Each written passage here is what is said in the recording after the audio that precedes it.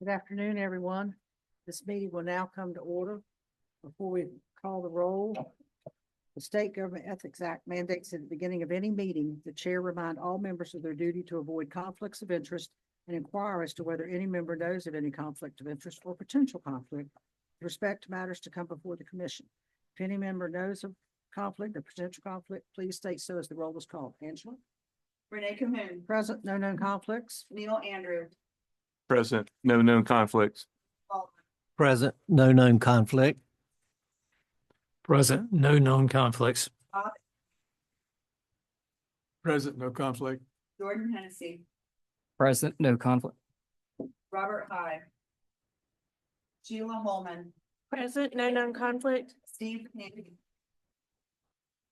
Lauren Salter. Steve Shuttleworth. Present, no conflict. Earl Smith. Present, no conflicts. Robbie Yates. That's 10, Madam Chair. Thank you very much, Angela. Good afternoon, commissioners, staff, advisory council, and public attendees. This is our first year of meeting of 2025, and I look forward to having a very productive year for us all. I hope that we can attend to more new business and issues that have been somewhat relegated to the back burner while we have been trying to resolve our vacated rules. Hopefully, we can move forward with reinstated rules and clarifying any issues that may be contained therein. We're going to hear a presentation on the history of ocean hazard setbacks, and I hope that this will be of value to all the commissioners as the science panel is working to update our data for consideration by the commission. I've received several emails the past few days from Commissioner Hennessy. Thank you very much. And we will be working to answer those questions, and I'll look forward to giving that information to all commissioners. I thank you again for submitting those. They had some very good points that we need to address. So thank you again. All right, let's move forward with our agenda. And first up will be the approval of the November 13th, 14th CRC minutes. And a motion will be needed to approve the minutes as corrected on page 8. Thank you, Commissioner Emery, for that correction. Entertain a motion on the minutes. I'll move to approve the minutes. Motion made by Commissioner Baldwin. Is there a second? I'll second. Second by Commissioner Holman. Any further discussion? Not all in favor? All opposed? Unanimous. Next up would be approval of the minutes of the December 16th, 2024 CRC special meeting. And we will need a motion to approve those minutes as well. Madam Chair, I move approval of the minutes of Thank you, the motion. December 16th special meeting. Thank you. Motion by Commissioner Holman, I'll second that. seconded by Commissioner Baldwin. Any further discussion? Not all in favor? All opposed? Motion is unanimous. Bobby, the floor is yours. Thank you very much. We look forward to your report. Thank you. Thanks for having me. Good to see everybody. At the CRAC meeting, we had 3 things on our agenda. The first was permitting for pathways for the Sentinel sites. I don't know if you all remember the discussion we've had, or maybe a couple of meetings about those devices that they want to put on a beach to monitor, the storms while we're having a storm, and they don't fit easily in our current rules. And so we've been working on some rule changes to make them fit more easily. And we had some proposed rules that came before us from staff today. We went through those. We had a discussion about a number of things, but I think the major part of our discussion was on some of the notice requirements and how do we make sure we do this the right way. When it was all said and done, the CRAC looked at it in terms of it's got to go on somebody's property, and you can't go on that property without permission. So if you require something signed from that property owner authorizing the group to put the Sentinel on that site, then you have your notice requirement met and you have your permission requirement met as well. And so staff's going to work that into another rule. There were some questions about how long the minor permit would last. Would it be 7 days? Would it be 2 weeks? Spencer Rogers, he wasn't able to be here today, but he's the one that sort of spurred this discussion, and staff's going to talk to him to kind of get some of the parameters about what they do and how long they need to do it. There's no magic in that time. There just needs to be a time on and a time off so that everybody knows what they can and they can't do. And so staff will come back to us at the next meeting with some of those things fettered out, and we hope to be able to make a recommendation to you after that meeting next time. The second thing that we talked about, and we spent a long time talking about artificial turf grass in the CAMA jurisdictional areas. You currently allow it, but you don't allow it in your 30-foot buffers. And so the question became, do you start allowing it in the 30-foot buffers? Jonathan went through a bunch of stuff. It gave us a very good presentation about the pros and the cons and the issues around artificial turf in your AEC zones. There was some pretty good discussion back and forth among the CRAC members. And where we left it was that we're going to come back to you, or we asked staff to come back to us and say, if we were going to allow it in the 30-foot buffer, what would the rules look like? What would we do about the crumb rubber? What would we do about the infill? What would we do about the plastics? What conditions can you do to mitigate some of the negatives that we heard about that? And then I guess there'll be discussion from that, and depending on how the council feels after hearing that discussion would determine whether we would recommend moving forward with something or whether we would leave. I think we should leave the rules as they are. So that's a work in progress, and we'll wait and hear back from staff on that. Our last presentation was a presentation from a group called Shorelock, and it was an interesting presentation. Some of us have been talking over time about, what are tools that we could use that are safe to preserve beaches, other than just beach nourishment, and are there things out there that are safe that you can do that either protect beaches better or make the current things last longer, or whatever you can do. It's no secret that over time, the cost is going up, and there's no secret that over time, the sand sources are going away. And so there's going to become a time where either you don't have sand or you don't have money. And then what? I mean, are we going to go to retreat, or are there other things that we can do short of that? The presentation that we got from Shorelock there's a, I don't know what to call it, a material that they have developed that you can put on a beach that diminishes the erosion rate. It was interesting. I wrote down, it strengthens the beach. It's non-toxic. It's okay for turtles. It's indistinguishable to the touch. It's biodegradable, and it can increase the survival rate of your beach sometimes by double. And it's cheap. It's a mile is like in Miami is like $400,000 or $500,000. And so, if it does what it says it's do, if it's safe, if all those things are true, then is that a material that we would be interested in looking at? I just know in Dare County, we spend a lot of money on beach nourishment. And if you took a 5-year project and turned it into a 10-year project, all of a sudden we just doubled our money right there for, $500,000 a year per mile. So that would be huge for us and for the other beaches as well. So what the council did is they asked staff to come back to us and talk to us about the current rules. How does this material fit in the current rules?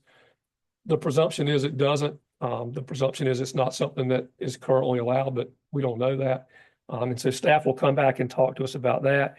Assuming that presumption to be true, then we've asked staff to also talk about how do you start the process of looking at a new technique or a new material or a new something that you're doing on the beach. What information do you need? How do we go about starting the process? How do we get a test in place? All those kind of things to move forward to see if this is something that's really something that we want, something that can be done, something that does what they advertise it to do.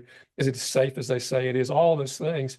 And if it is, then maybe we're on to something. And if it's not, then at the appropriate time, you all can take action, however that works out. So we're going to hear back from staff at our next meeting about that. And I think it's something that a lot of the beach communities are certainly interested in and could be most helpful. The last thing is that several years ago, you all did a letter in support of funding the Beach Inlet Management Plan with the legislature. And that was done, I don't know, 7 to 10 years ago. and is out of date. I mean, the numbers that they are using that you would need to fund beach nourishment, if they're 10 years old, then they aren't close. They aren't even close if they're 3 years old. And so the idea is that we need to get another plan done. We need the legislature to fund that. It's about a $500,000 project. So that as we have discussions about funding and about all those things, we're working off current data and current numbers, and we're all talking about things that make sense. And so there's a request from the CRAC that you all send another letter similar to that letter that you sent before, supporting funding of the BIM at the legislature. And with that, that would be the report from the Coastal Resources Advisory Council. And I have here for any questions that you might have. Thank you, Bobby. Questions for Bobby? Ready? Could you briefly on the shore lock, is that I mean, is it a structure? Is it a chemical? I'm going to use, go ahead. I sat next to the PhD, Troy, whatever, Scott, and asked him what it was. And as I understand it, it's biological product that comes from algae and other types of things that have a surfactant. It's what she said. If you were going to do it in just layperson's term, it looks like from the video they did like sand, and they dig trenches down the beach at whatever the appropriate intervals are, depending on the dynamics of your beach. They put this substance in those trenches, this sandy substance, to cover it up. The water and the wave action comes over it. It gets wet and it spreads out. And when it spreads out, whatever it does, it holds the sand in place better than the sand holds itself in place.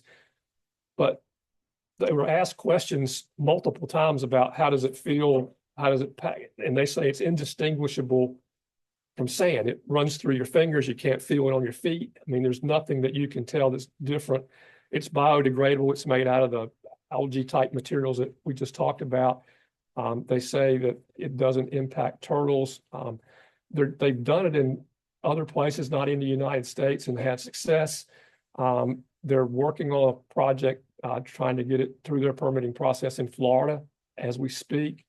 And so we would be the second place that they're looking at. And so, again, it's something, at least from the position of the Coastal Resources Advisory Council, that's worth looking at and hearing some more about and finding out if it's something that is helpful, that does what it does, is safe, and doesn't degrade our beaches.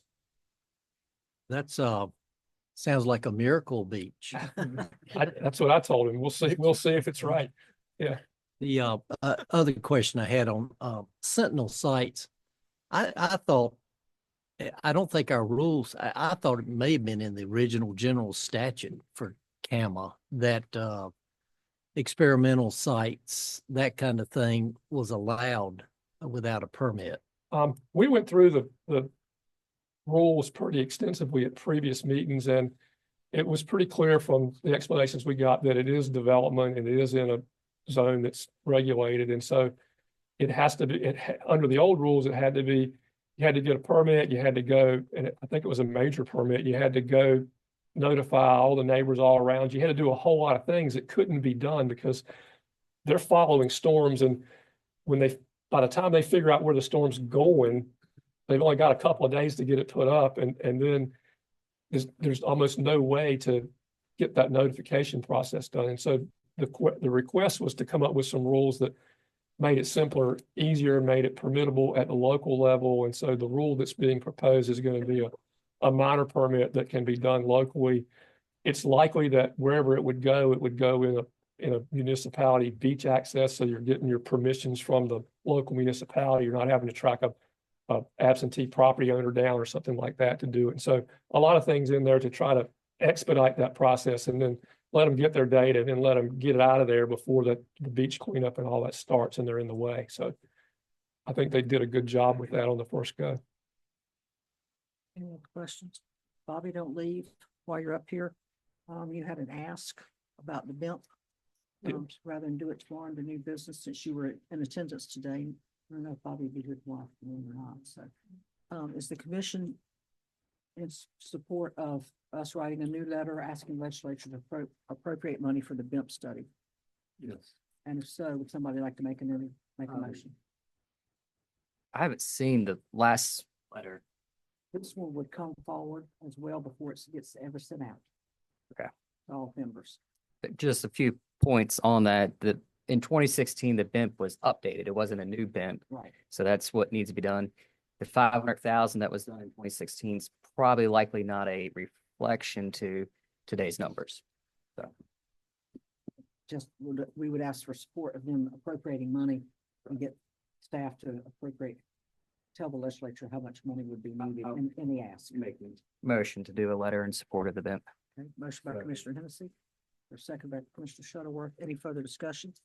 Would ask staff when we get that letter ready to circulate it to all members of the commission, before it's ever sent out. Any further discussion? All in favor? All opposed? Unanimous? Thank you, Bobby. Thank you. Welcome. Thank you to all the commissioners for us moving that forward on the agenda. All right, Tancred, I believe the floor is yours. Thank you, Madam Chair. The CRAC meetings have really been engaging the last year or so. I think it's kind of where the actions happen. Andrew, we might need to switch the big room for the CRAC and small room for the commission. Keeps going this way. So good afternoon, Madam Chair, members of the commission. Hope you've all been well since we last met. Good afternoon to the Advisory Council again, to guests, to staff, and to those joining us online. I'll start off today's staff update with some legislative items. The 2024 legislative session ended in December with a couple of items for us. Most notable is that activity now to rebuild docks, piers, or walkways to their pre-damage condition is now considered repair, regardless of how much of the structure is being rebuilt. Structures can also be extended by 5 feet or 5%, whichever is less. So this work now is not subject to any CAMA permits. It's not subject to consultation with DCM staff or any of the CRC's rules. For example, adjacent property notifications, 15-foot riparian setbacks, order with limits, etc. These rules no longer apply to any dock, pier, walkway replacement. They can't be more than 6 feet wide. They can't be more than 800 square feet of platform area, and they can be adjacent to a federal navigation channel. Those are the only guardrails on what is now exempt. Staff has put out information for the public and for property owners, including marine contractors. We're starting to hear some confusion from the public, and we're trying to guide them. We've received complaints from adjacent property owners about rebuilding activity that they have objections to, but staff is not in a position to assist or intervene in those cases. The 2025 session is underway. We'll be responding as usual to any DEQ, legislative affairs staff inquiries, and provide any feedback on draft bill language. I'll keep you all updated on any activity affecting the program. Switching gears to Washington, D.C. Like everyone else, we're monitoring news and executive orders. So far, we've not been directly affected by any of the changes that have been made, other than a brief threat of a federal funding freeze at the end of January. That did not come to pass, thankfully, for us. However, the potential for a major impact is there if significant cuts are made to NOAA's budget or staffing, since over half of DCM staff and operations are funded through NOAA's National Ocean Service. We're also monitoring for the potential of a federal government shutdown on March 14th if the current continuing resolution expires without a replacement measure. Federal government shutdown would affect our operations and service delivery in fairly short order. In better news, we're happy to announce 2 grant opportunities for local governments, speaking of funding. First, on beach access, we're now accepting pre-applications for the 2025-2026 Public Beach and Coastal Waterfront Access Grant Program to support projects to enhance public access to beaches and waterfronts. We have approximately $2 million available for this cycle. Fund things like land acquisition, site improvements, dune crossovers, parking, showers, etc. Pre-applications are available on our website and are due by April 25th. And for more information, folks can speak with Rachel Love-Adrick or Mike Christianberg. In December, we received nearly $2 million for the National Fish and Wildlife Foundation's National Coastal Resilience Fund. I understand those funds have not been frozen, to advance resiliency planning through the RCCP, Resilient Coastal Communities Program. This new funding will sustain and expand the RCCP's efforts, allowing communities to integrate resilience more deeply into local planning and their CAMA land use plans, if that's what they'd like to do. Grant applications for RCCP's 4 phases, as well as CAMA's land use plan updates, will be available on March 7th. And to support applicants, staff will also host a webinar on March 21st to guide them through the application process.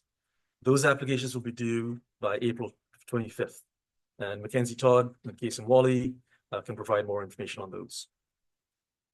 In some quick regulatory updates, we issued a CAMA dredge and fill permit to the town of Duck for approximately 772 linear feet of sheet pile living shoreline along the Tom's Park and existing boardwalk.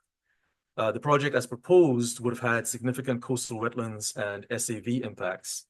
Through staff coordination, we were able to secure the avoidance of over 15,000 square feet of temporary impacts and over 2,500 square feet of permanent impacts to SAV.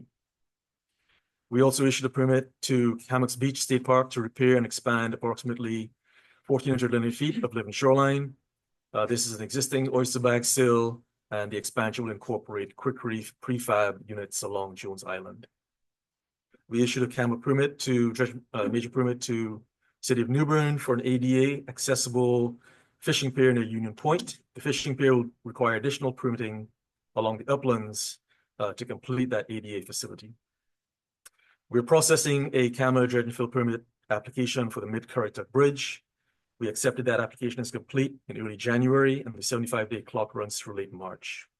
As you all know, this is a very large and complex project with strong public interest. The Division of Water Resources is holding a public hearing near the bridge site tomorrow evening. DCM has been asked through a public comment to hold a public hearing as well. So we'll update you on this application at the April meeting. On the Coastal Reserve side, public access improvements are coming soon to the Buck Ridge Coastal Reserve in Terrell County. The Office of State Budget and Management is funding the Grapevine Landing Public Water Access project at about $2.6 million. That's for construction and design and construction.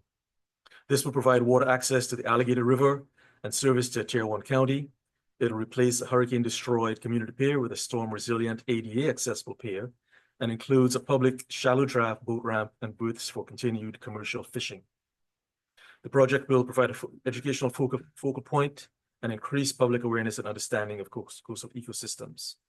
It'll accommodate traditional recreational activities and other water and nature-dependent uses, and increase ecotourism opportunities while providing continued use by working watermen.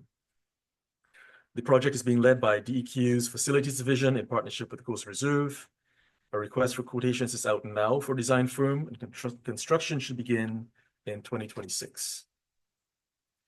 The Baldhead Woods Reserve was recently recognized as an old growth forest by the Old Growth Forest Network at a ceremony in January. This is a national network of protected old growth native forests that are publicly accessible for all to experience and enjoy. The designation complements and is consistent with the site's protection as a coastal reserve and dedicated nature preserve. We had partners from Village of Baldhead Island, the Baldhead Island Conservancy, the Natural Heritage Program, volunteers, and advisory committee members attend a brief ceremony and short hike through the woods.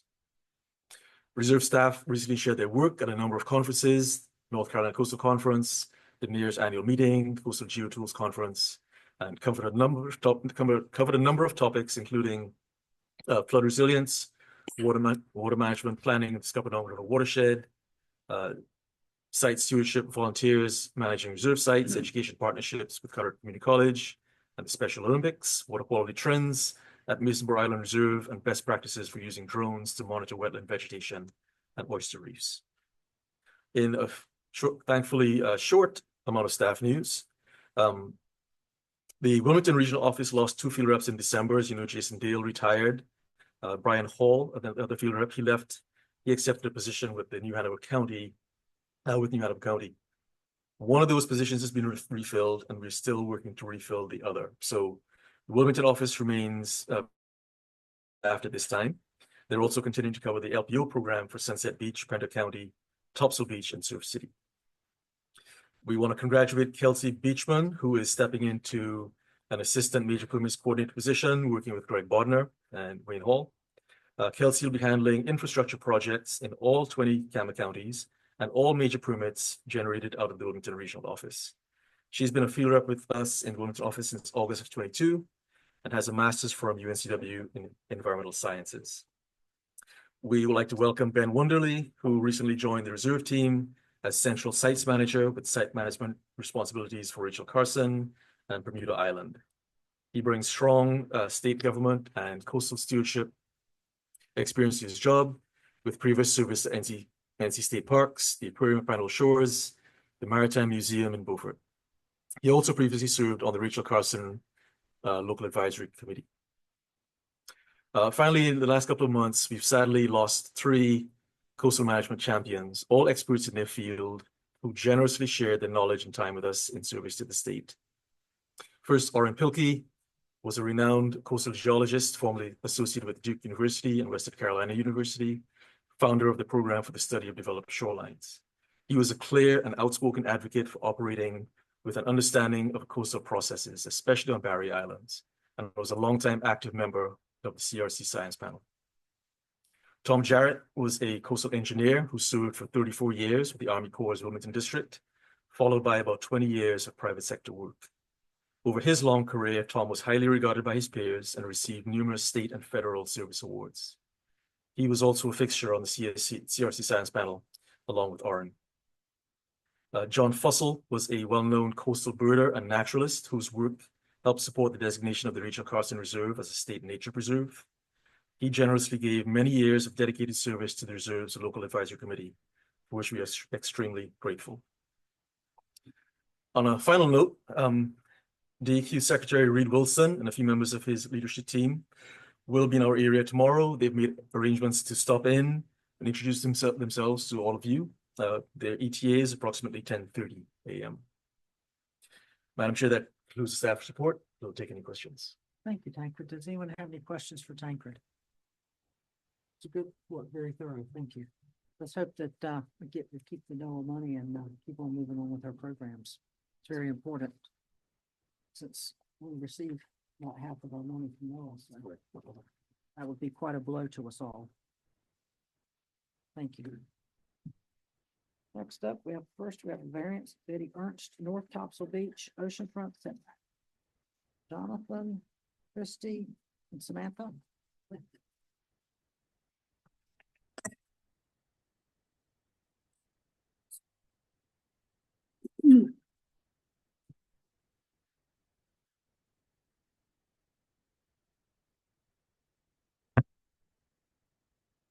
All right, good afternoon, afternoon. Madam Chair, members of the commission. My name is Christine Goebel. I am a DEQ Assistant General Counsel, and I'll be representing DCM staff today.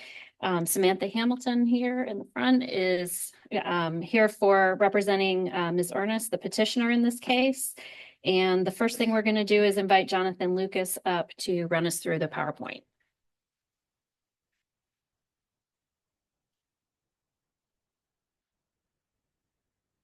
Afternoon.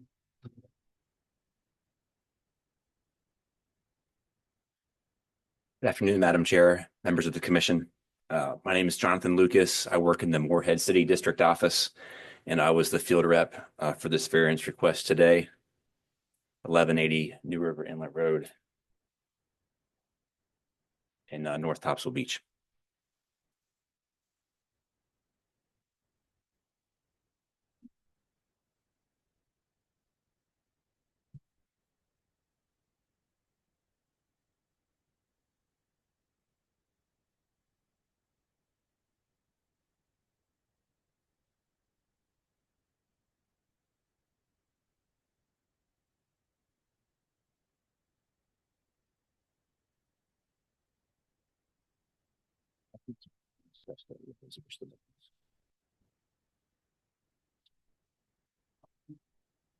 Apologize for that. Okay.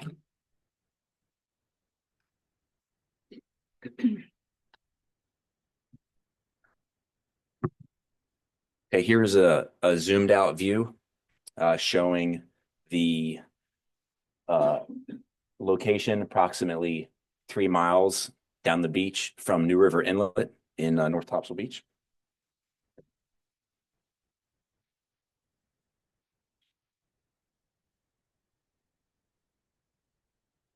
Here's a slightly more zoomed in view showing the vicinity along New River Inlet Road.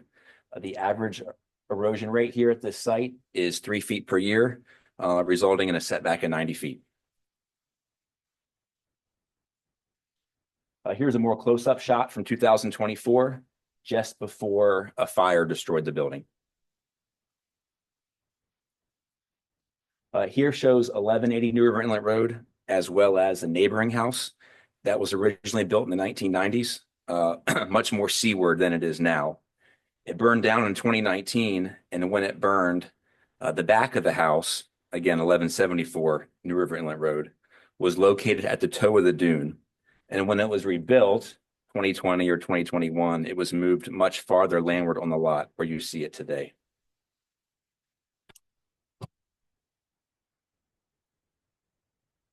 Okay, gotcha, thank you. Okay, this is the deck and beach access way that are still remaining after the fire, which destroyed the residence in question, 1180. We're standing on the road facing the ocean.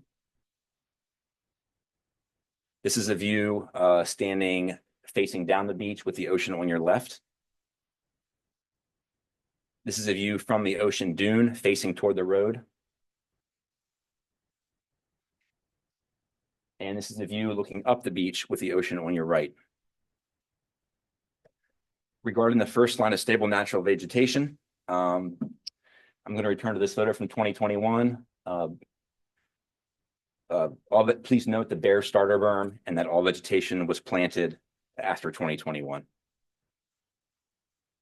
These are the flags that I flagged in April 2024. And this line was confirmed again by the district manager in January of this year. I put two photos side by side here for a panorama so you can see a more setback view of the vegetation line flags. Notice that the vegetation line does not become stable until you come farther back on the dune itself. This is the plot plan that was submitted with the application last year. It may be difficult to see, but it shows both the footprint of the proposed home with the application, as well as in gray, the footprint of the previous building that was destroyed by the fire. The entire floor plan was seaward of the 90-foot setback line at the time of this fire. But the footprint of the proposed house occupies approximately the same space. If the house was in an area that had a setback of 60 feet, it would look like what you see the yellow line there on this plot plan.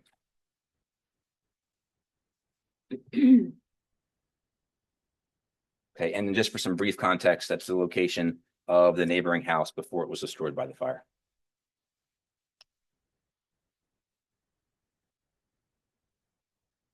That concludes my presentation. Thank you.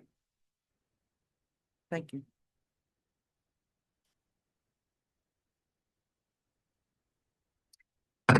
All right, so petitioner is Ms. Benny Ernest. She owns the property at 1180 New River Inlet Road in North Topsail Beach. She's owned that since 2018. That property is also part of the Ocean Winds subdivision, and it was platted in 1993. The site as platted, acres on the plat was 0.59 acres. It's bordered by the Atlantic Ocean on the south, by 1174 New River Inlet Road, owned by EDHV LLC, or Michael Bergner as the agent. New River Inlet Road to the north and 1184 River Inlet Road to the south, owned by Regal and Griffith. The site is subject to a 20-foot wide private driveway easement at the landwardmost portion of the site, and also by a 10-foot wide DOT easement also on the back side. So the first 30 feet from the rear of the property is encumbered by these two easements. In July of 2019, the 2 duplex units located next door burned down.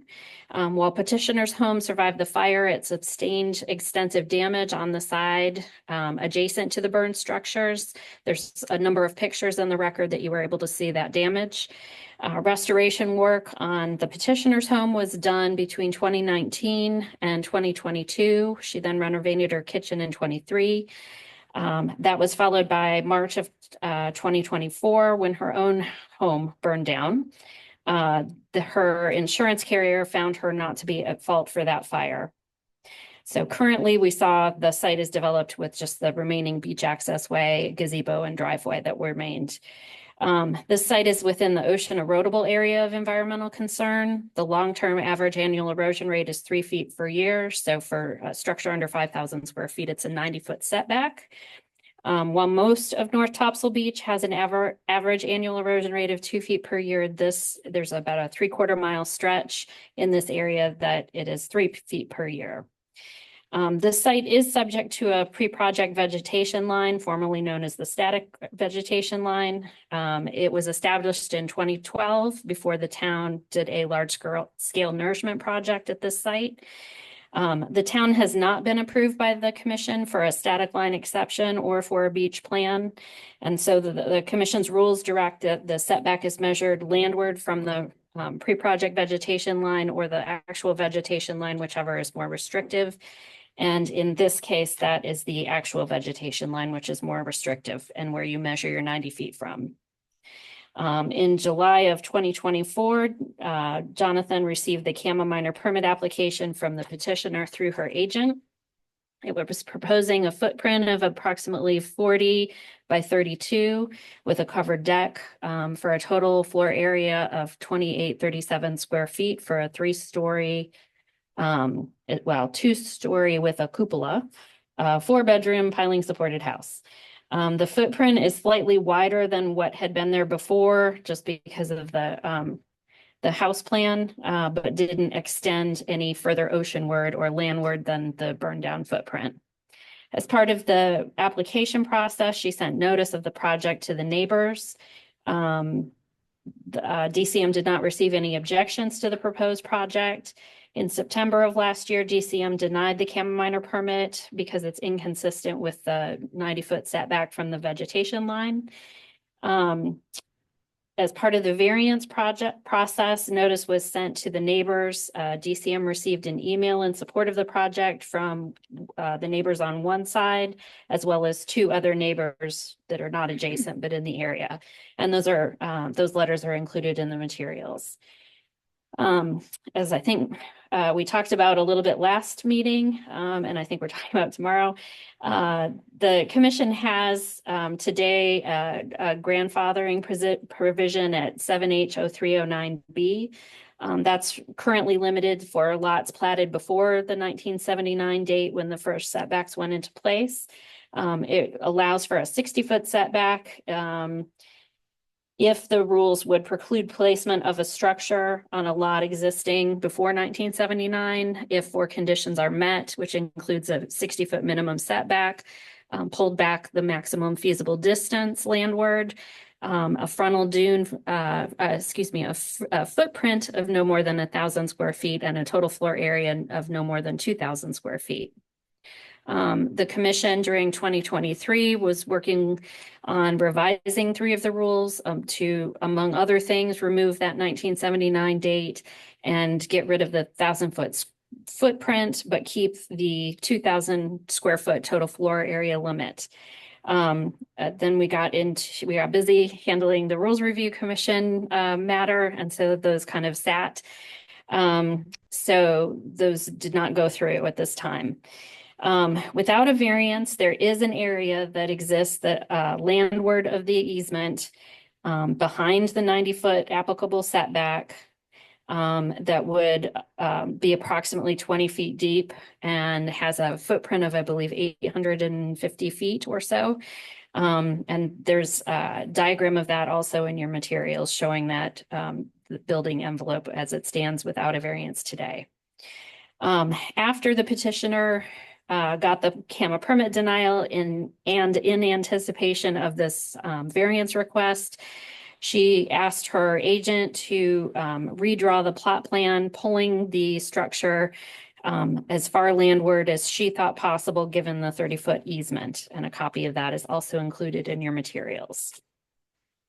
And it would still require a variance because it still is not entirely set back from the 90-foot.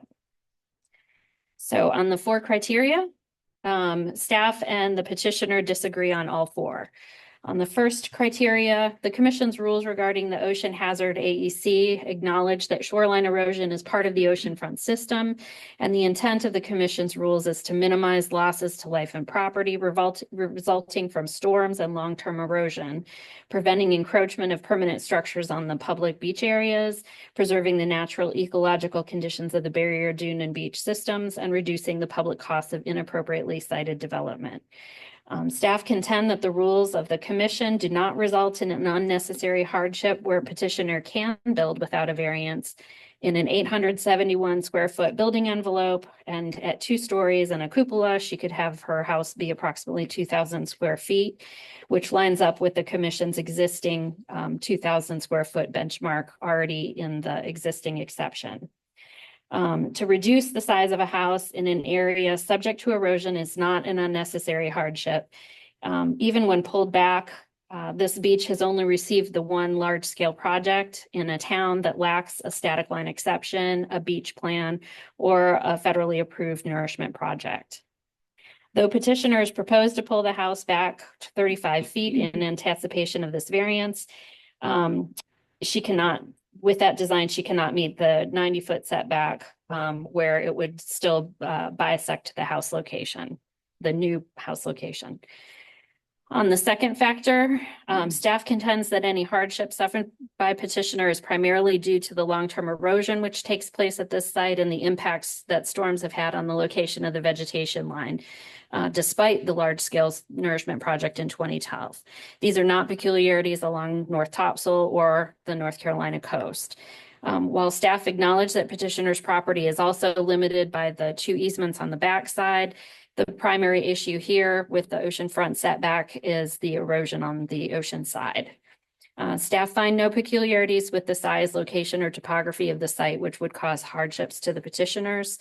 And staff disagree with the petitioner that the house fire is a condition of the property, where it is not size, location, or topography or similar features required by law in the factor. On the third factor, did hardships result from the actions taken by the petitioner? Staff say yes. Petitioner is proposing a home the same size as what had been there previously at approximately 2,600 square feet and not something smaller in the available building envelope.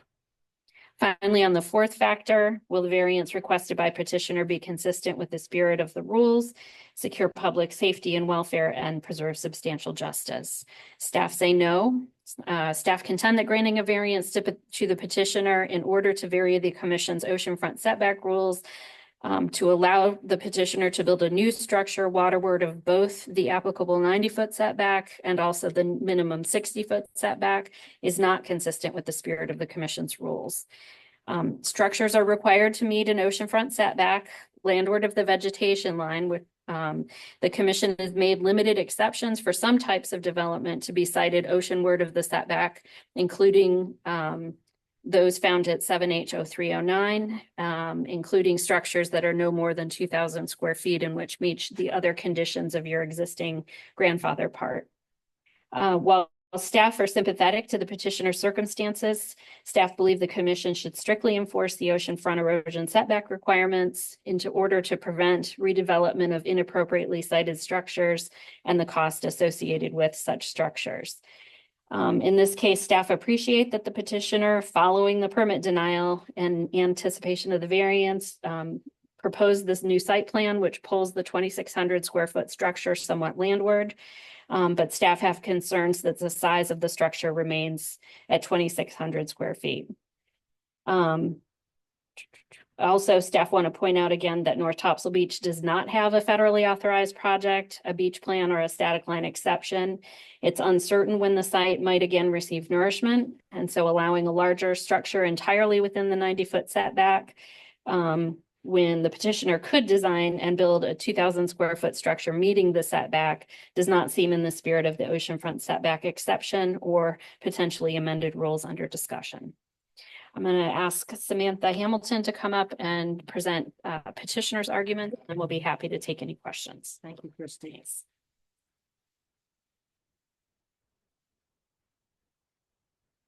Good afternoon, Samantha. Good afternoon.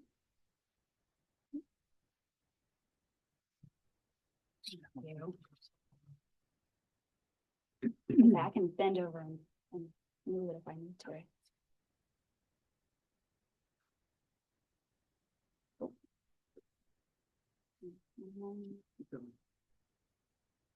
Yeah. Okay, and then real quick, how do I do that?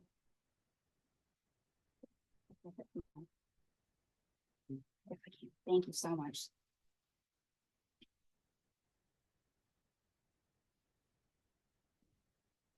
I will just leave it there for now. Good afternoon, everyone. My name is Samantha Hamilton. As mentioned, I represent the petitioner, Mrs. Betty Ernest, and her daughter, Beth Hanwell, who was kind enough to accompany her here today. We are requesting a variance from 15A NCAC 7J 701, which is the requirement to seek a local variance first, if applicable, and 7H 306, the setback requirement. So if you look at page 54 in your materials, you'll see an aerial dated from 2017, and you can see what petitioner, sorry, thank you, what she saw when she bought her house. You can see its situation on the beach in relation to the duplex. You can see, as mentioned earlier, the duplex being closer to the water. You can see it in relation to some other houses along the beach. She bought this house to be, a gathering place for her and her family and friends. And unfortunately, she bought it in December 2018. In July of 2019, the neighboring duplex burned to the ground, and petitioner and her family were inside, but their house survived, but sustained extensive damage. There was siding damage. There was a lot of water damage from putting out the neighbor's fire. And the subsequent repairs, renovations to make the house more, safer and resistant to any kind of disasters, through no fault of petitioners, took about 3 years, where she had either limited or no ability to use her property how she intended. And afterwards, as mentioned, she renovated her kitchen. And a few months after that last renovation was completed, in March of last year, her house burned down and suffered essentially a complete loss. The only thing remaining, as you could see in the picture, was the beach access. There's a gazebo. But the house, the deck, those are all gone. That house was about 2,600 square feet, which you can see in your materials, proof of that if necessary. Now, the neighbor, when their house burned down in 2019, the setback erosion factor at that time, which you can see from the aerials from DCM, it's in your materials on page 87, that factor was 2.5 feet. So their setback was about 75 feet, and they were able to meet that without a variance. Now, in 2020, again, you can see that date in the DCM aerial, that factor was changed from 2.5 feet to 3 feet. So the setback is now 90 feet, as we've mentioned. And that is applicable to that 3/4 mile stretch of beach that includes petitioner's property. So that is not necessarily unique to just her, but it is unique to this one stretch. The rest of topsoil has about an average erosion rate of 2 feet. And you can see in that aerial that at petitioner's property specifically, the erosion rate, not the average, but the true, is about 2.7 feet. Again, we average that out to 3, but it is a little less than 3 for her property. And if you did that math, it would be about, I think, 81 feet for her to rebuild without a variance, that setback. Additionally, in that picture, and also on this plot plan, you can see that the vegetation line, which is the one that sets the 90-foot setback, it does have a bump, and that bump, again, in that aerial, you can see it applies only to Mrs. Ernest's house, as well as 1.5 others of her neighbors. So that little concavity into her property from the ocean is, it's only applicable to them. Now, additionally, as mentioned, there's 30 feet worth of easement. That's 10 feet from DOT and 20 for the private drive. That encumbers the first 30 feet of petitioner's landward portion of her property. And subsequently, That is why we request a variance from 7J 701, because the 30 feet of easement is greater than the town's setback requirements. So an easement would be useless to her. Now, as mentioned, she submitted her plot plan, and after her original application got denied, she submitted this revised plot plan. She's made a bunch of modifications to help minimize the impact, to show a good faith effort to comport with the spirit and the purpose of these rules. She doesn't want to impact the environment more than necessary. So what she has done is she has removed the front stairs for her home. She has moved the footprint as far landward. You can see the blue line is the easement setback, and you can see how close the new proposed development is to that easement line. She has removed, as I mentioned, the front stairs that brought us into that easement. And that's about 35 feet closer landward. So she's doing this because she wants to be proactive. She wants to show the commission that she is making good faith effort to comport with the spirit of these rules, and that she's willing to make these modifications where it's reasonable or where it's necessary. She realistically could not have the use that she bought this property for if she were just to develop this little trapezoid buildable envelope that was mentioned, because, you know, again, if it's for family, she needs enough bedrooms, and she's seeking, that's why she's seeking to essentially replace the structure that was damaged, but in better condition than she found it. Further landward, which will have even less impacts on the environment than the original house did. Again, the erosion rate since that house was built in 2002 did not drastically increase while it was standing. So a house even further landward is certainly not going to. And excuse me. So she is trying to just make it a better version of how she found it. She can meet, you see the 60-foot minimum setback. I think it's a little fuzzy in that, but if you add up the little numbers, she does meet the 60-foot minimum setback. And again, if you add up some of those numbers, that the 75-foot setback, you can add up to 75 feet. She can meet that other than the porch. So with minor modifications, she can meet the 75-foot setback that her neighbor was able to use.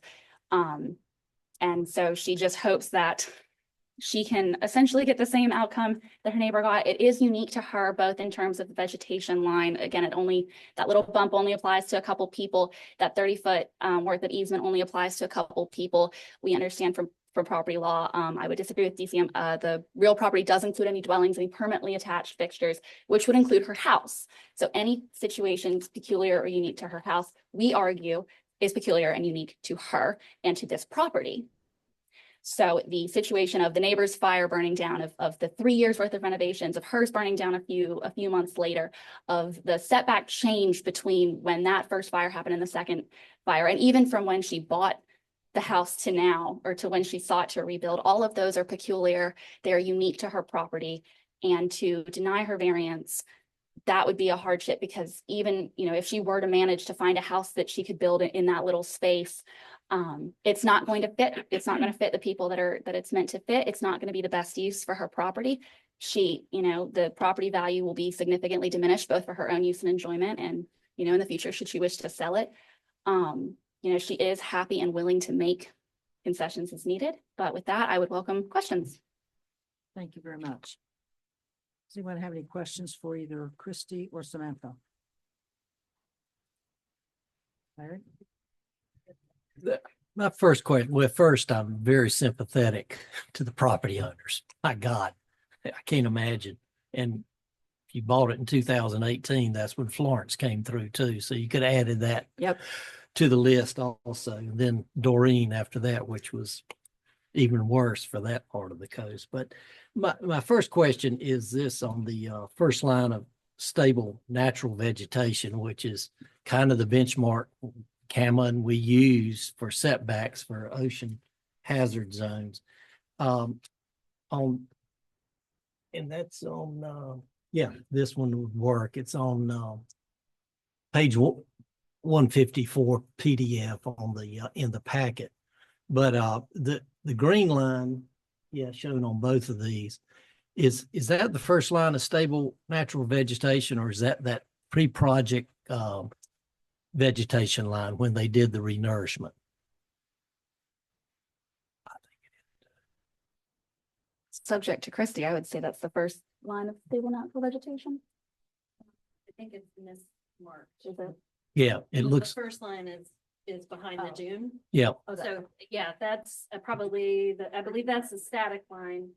And the vegetation line is on just the back side of the dune. yeah, page 153 of the packet. I think that's. Yeah, it's. I think that's where the first line of stable natural vegetation is coming from. But that was a little confusing.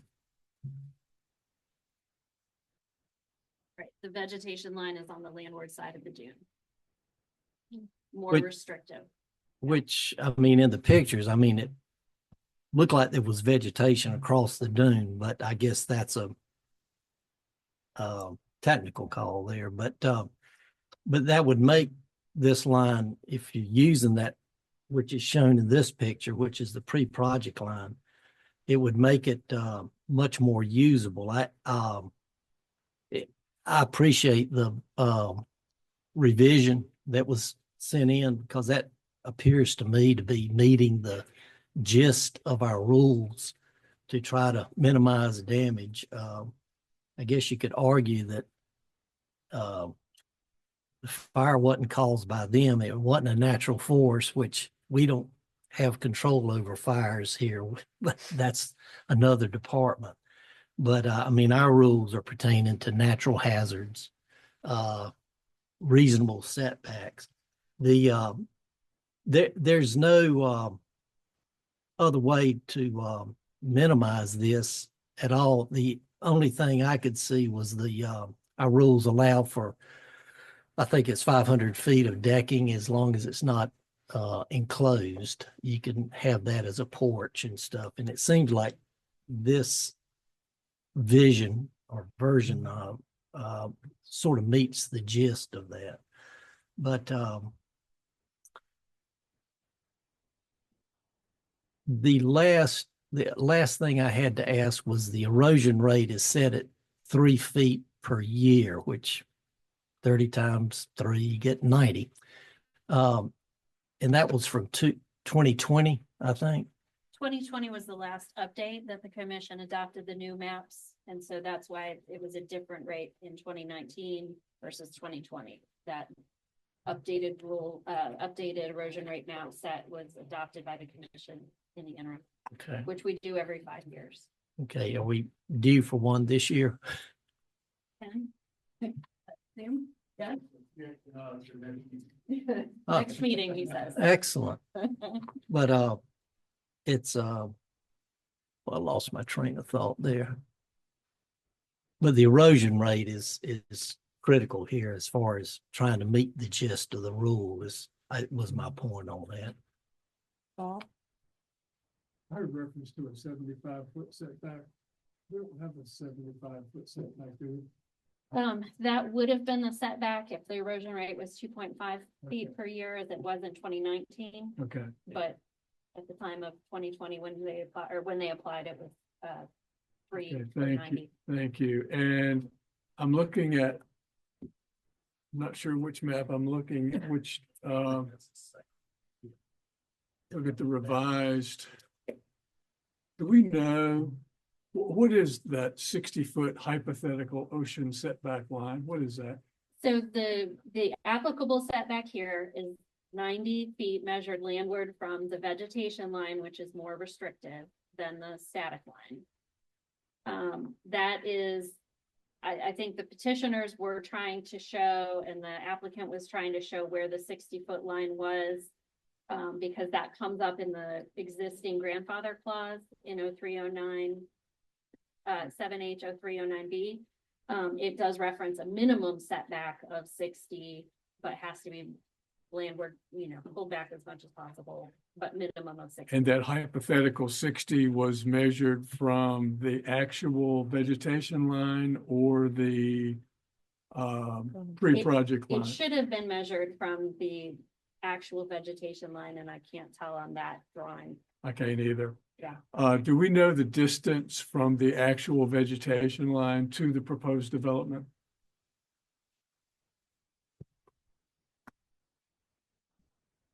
To the revised proposed development? Either one, yeah. Yeah. The revised one.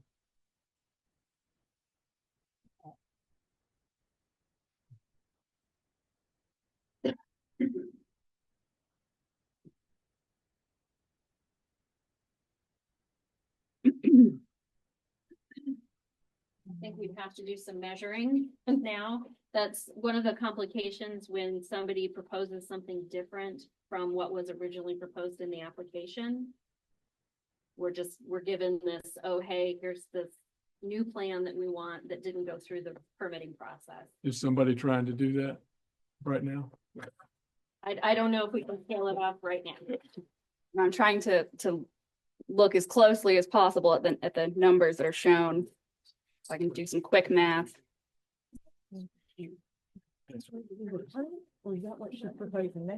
what she's. I think proposing. Okay. While we're trying to do that, let me ask this. Did I hear someone say, did I hear you say, I think, Christie, that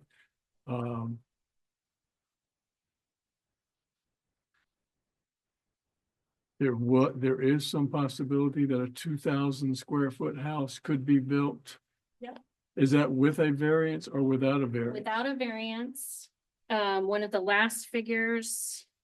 I don't think I have it. I was confused. I think 139. I thought they said it has to be 850 for the place. It is 139. Okay, 139 shows. We kind of did it during the variance process. We took one of the scaled surveys from that was proposed and given to us with the application. And measured with, there's an Adobe tool that you can measure square area from. And so measured from the edge of the driveway easement, the 8-foot side setback for the town, and the 90-foot applicable setback from the veg line. So that is the buildable footprint based on the vegetation line when it was flagged without a variance. So that's that trapezoid shape here. About 851 square feet Okay. is what it. Okay, Except now in let me 871. ask one last question, Go ahead. if I may. Yes, ma'am. I'm No, sorry. you're good. The rule that we have under consideration. Mhm. It's not our current rule, but it's under consideration. If that rule were in place, could they build a 2,000 square foot house? Just the max, what's the difference between the maximum feasible difference and this trapezoid? That would be, so this can be built today without a variance, Mhm. without the grandfather rule. The grandfather rule as proposed, if the other factors were met, it says a minimum setback of 60 feet, but then has language, pulled- Maximum Yeah, feasible, maximum okay. feasible okay. pulled back. What that means or not is a difficult question sometimes. Is that based on whatever size structure is proposed or not? So that can get a little bit tricky. Certainly it has to be 60 feet at least. Okay, so theoretically, if that rule change were to pass, they could use the 60-foot setback line plus maximum feasible and put a 2,000 square foot house. Yes. Okay. Thank you. That is correct. Thank you. Jordan? So there was what year was the beach nourishment? 2012. 2012. And if there was a static line of vegetation, what would the setback be? So before the large scale nourishment project happens, the vegetation line immediately before that project goes in is surveyed and becomes the pre-project line or static line. That is the line that's used for setbacks unless the vegetation continues to erode landward. And so then you use whichever line is more landward. So it wouldn't change what the setback is, right? It would change where you would measure a setback from. So in this case, it's a 90-foot setback, but because the vegetation line is more landward of the static line, pre-project line, you measure from that. The vegetation line is actually more restrictive than the static vegetation line right now. Other questions? Madam Chair, I have a question. So on the page 139, the 871 square foot floor plate. That's the size of the floor plate, but ultimately they could go up to 2,000 square feet. Within that footprint. Right. Okay. And again, this is a plan that came in after the fact, and so they have probably better tools with the surveyor to calculate it, but that was our back of the napkin. And theoretically, under proposed rules coming, we'll probably get rid of that 1979 date, and there could be a 2,000 square foot. Yes. Right. Steve? I have a question for clarification. You gave us a couple of different square footage allowances. I'm most interested in what the footprint allowance is, not necessarily the total allowance, but the footprint. So, under the existing grandfather rule, if you can meet all of the other conditions in that, it currently reads 1,000 square foot footprint and 2,000 square foot total floor area. The commission was sort of in the process of getting rid of the footprint limitation and just doing the 2,000 square foot size limitation. The 871 is just an estimation of the right now buildable footprint area. And if my calculation is right, there's somewhere around 1,200, 1,300 square feet on the requested footprint. The requested is, I believe, is 27. Again, 28. that's the total. I was looking at the footprint. Yeah, the total request is 2837, according to one of the stipulated facts.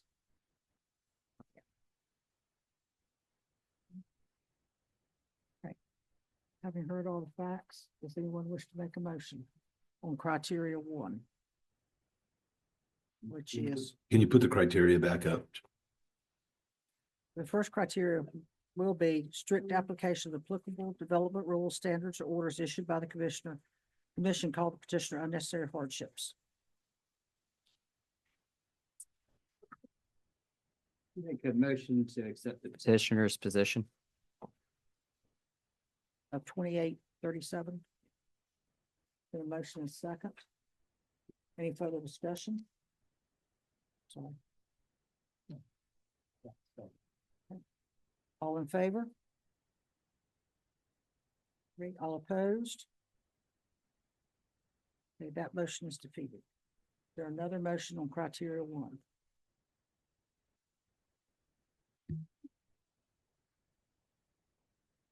Here 1, what's going on?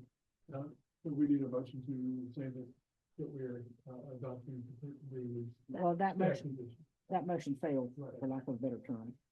I move that we accept the staff position on criteria 1. Which is, Which is which does not meet. okay, The one. Madam Chair. I understand the conditions, 1, 2, 3, 4. Commissioner, may I get a second on that I'll motion? Then second. you have discussion. There's been a second by, okay, now, please. For me, philosophically, the hardship is timing and a fire, things that are out of her control. Replacing something existing and even more landward than she originally had, I don't have a problem with. If someone was coming to us and saying, I'm buying this lot, it's never been built on, or I'm tearing the house down and I want to start over, I would say a strict adherence would be applicable. But in something that goes back multiple years with changes and setbacks, and I just think it's a hardship that she can't control. And philosophically, I'm fine with her building what she wants to build as long as she pushes it far back as possible. I understand that doesn't seem to be the will of the majority, but that's where I'm at. I have a question for Commissioner Emery. Would you accept a friendly amendment? I would. Would Most you? likely. You don't even hear it. That's a cautious man. Well, my friendly amendment's gonna be, would you consider going to the 2,000 square foot that we're currently considering, which we have not adopted yet? That we would be willing to grant a variance for a 2,000 square foot structure. 1,000 square foot footprint, 2,000 square foot So structure. I would accept that as a friendly amendment. Would the seconder accept that as friendly amendment? Okay. Footprint, 1,000 square foot, 1,000 square foot footprint, 2,000 square foot. Thank you. Any discussion on that? I'd like to hear the applicant petitioner's position on that. You want the attorney to come up?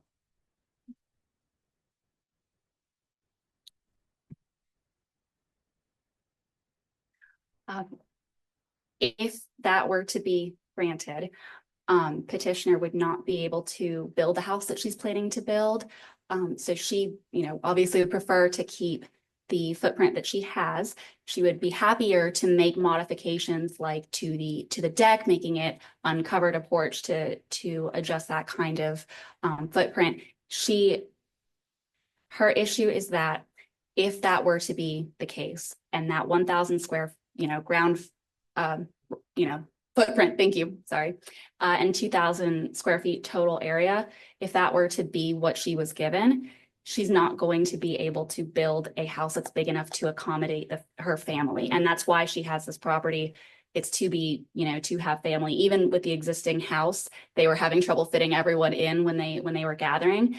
And so cutting it down so severely is going to cause pecuniary harms to her. It's going to cause harms for the value both to her and to others. It's going to minimize how she can use that property. So she would not be, she would prefer not to have that, but if necessary, then we would accept that. Yeah, thank you. Any further discussion? Not all in favor of the motion? All opposed to the motion? Two opposed. Thank you. And that was in favor of granting a 1,000 square foot footprint. 2,000 square foot total. All right. Thank you. That was not accepting both staff or petitioners. It's making our own Position. It was conditioned, yes. Okay, criteria 2, do hardships result from conditions peculiar to the petitioner's property, such as size, location, or topography of the property? Make a motion to accept the petitioner's position. Motion's been made, is there a second? Seconded by Commissioner Shuttleworth. Any further discussion? Would that be with the same conditions attached to criteria 1? The 1,000 square foot? I would say so, since that was the condition for criteria 1. It would not be diminished. I'll make a friendly amendment to my motion to accept. That would be carried forward, I would think. Any further discussion? All in favor? Excuse me, GR? What is the setback that we're talking about? Or is it 60 feet or 75 or 90? What do you mean for the 2,000 square foot? Yes. That would be based on the maps that we saw, that was a 60 square foot, 60. Since my your motion, motion. that I had a friendly amendment, I was assuming that, the setback that would apply to this 1,000 square foot footprint and 2,000 square foot max would be approximately that 60-foot setback. I mean, that's. As far as landward back. It's practicable. I'm guessing that it would be right around that 60-foot setback or a little bit more, I'm guessing. It looks like to me it's, what they've offered is to make that, they can make that footprint at 75.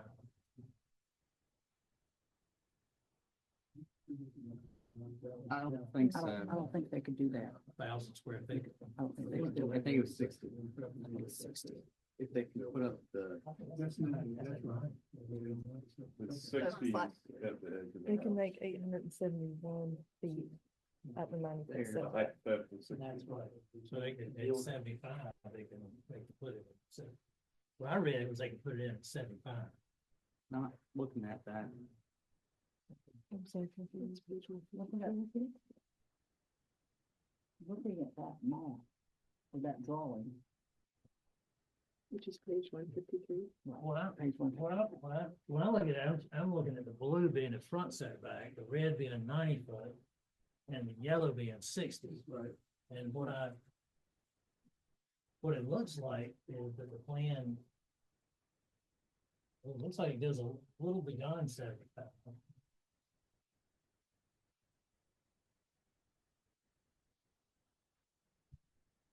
That's going from the easement setback. What you're looking. Right? Well, the easement, I think the easement setback of blue is what I'm taking is the 30-foot setback from the Right. road. Well, The other setbacks in the green one. Correct. Right. or from a blue line it was. Halfway between the gold color and the red color. Not measured from that green I line. thought that's what they No, offered, 'cause but I that's the mis- wasn't. That's the mislabeled one. That's the mislabeled That's line, mislabeled. so not measured from the green line, it would be measured from the vegetation line, which is on the landward side of the dune elevation there, There was- kind of where the bump out is. There was a, there was a blue line on one of the drawings. Go to 153. This is 154. There, right? There. So that's properly labeled there as the first line, the Correct. 60 and the 90. That's cool. The blue line And that's is the house plan before it was pulled back. So that's what was reviewed during the permit process. So if I'm reading this right, at 60 feet, it goes closer than 60 feet, this plan. Mhm. But when you say pull back, I understood pull back 15 feet. I think it's like 35 feet. Madam Chair, I have I'm a sorry, question. I don't understand it. I don't see how you can do it with the blue, if the blue line is accurate. The blue line, you can't put anything rear of the blue Right. line. Right. Madam Chair, I had a question. By chance, does anyone know the duplex that burned down that was re-permitted? Do we have any idea how big that footprint is? That's not in the record.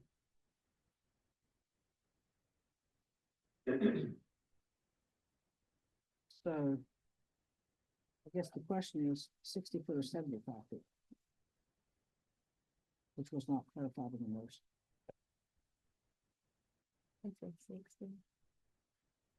I was leaping ahead, assuming that we might pass that. There's no way to answer that question. Right. Because I was thinking in terms of the rule we're gonna consider tomorrow, which says a minimum of 60 and as far back as feasible. I don't know what that as far back as feasible will result in, but I would, what I envisioned was the house that we might allow under this variance would be no closer to the vegetation line than that 60-foot yellow line. That would be the farthest oceanward that it could be. When the maximum feasible is applied, it may have to move back farther. But it would still have the 1,000 square foot footprint and the 2,000 square foot area. So it's hard to say where the setback would be, just looking at the map. May I add something briefly? No, not at this time, Okay. I think we would do that way. because we cannot get into anything that's not stipulated. It does not appear it would meet a 75-foot setback. Okay. Yeah, I was just trying to move. Right. Christie, did One perhaps more clear way to do it would be to pull it back to the blue easement line and require that the 1,000 square foot footprint go to the 8-foot side setbacks. So then that ties you to the backside. It keeps your building footprint wide and, keeping it wide and rear as much as possible. That would be perhaps another way to tie it to something. Commissioner Henry? You wish to make any changes to that?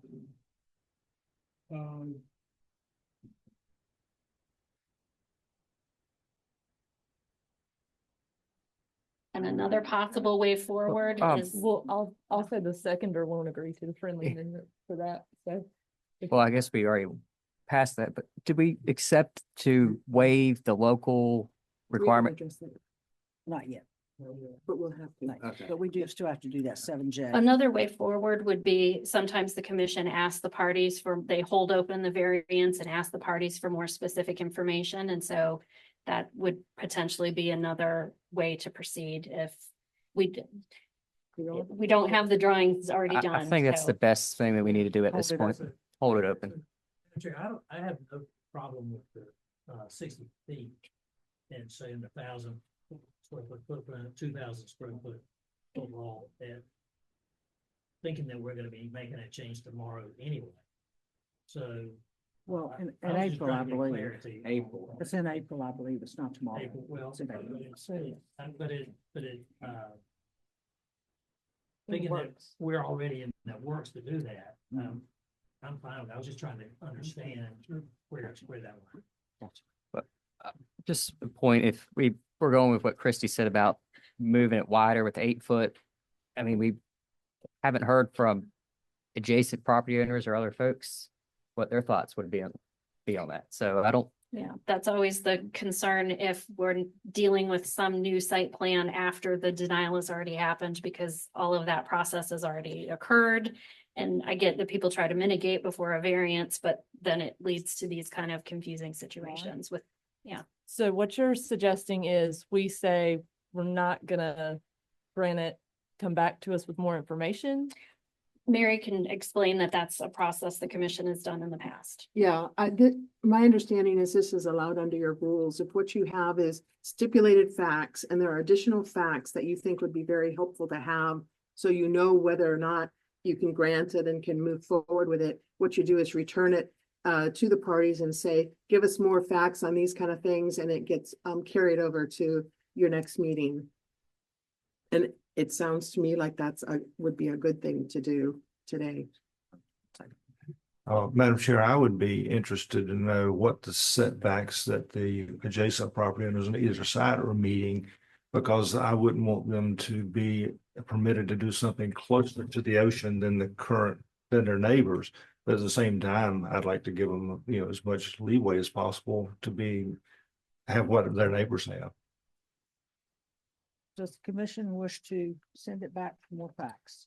Or do we wish to? I'll make a motion to send it back for more facts and not to move forward and make any proceed with Decision it at it. Yeah, leave it open. And any direction on what information would I also be think helpful. from what I've heard from the commission, the question is, where would the 1,000 square foot footprint be? Would it be the 60 foot from first line of stable national vegetation? Would it be the 75 feet? Or would it be adjacent to the 30-foot easement?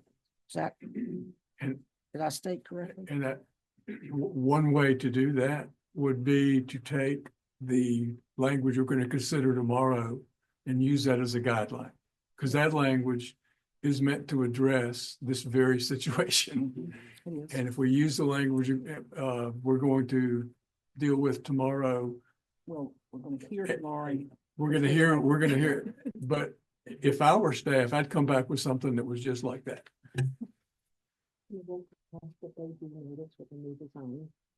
Yes. Um, Which we do on variances. I didn't, I'm would you sorry. repeat that? I'm just asking if the.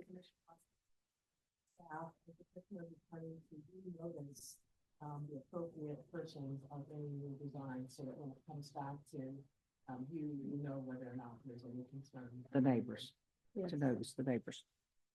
Steve, what about you? I do. I just am stuck on my soapbox on this. I understand the rule is coming from us tomorrow. And if you're starting from scratch, that's a good rule. But if you have an existing structure and heaven forbid you have damage to it and you have to repair or replace it, and this commission comes back and says you have to dramatically reduce the size of what you used to have, I would point out to you that that's going to create an awful lot of insurance problems for people, because your insurance company says, we'll give you an insurance policy to replace what you have. Do you meet current zoning? And when the zoning comes back and they say, well, we talked to our LPO and no, actually you'd have to move it back and it'd have to be substantially smaller. I think when you have a disaster like this, you should let people rebuild what they had.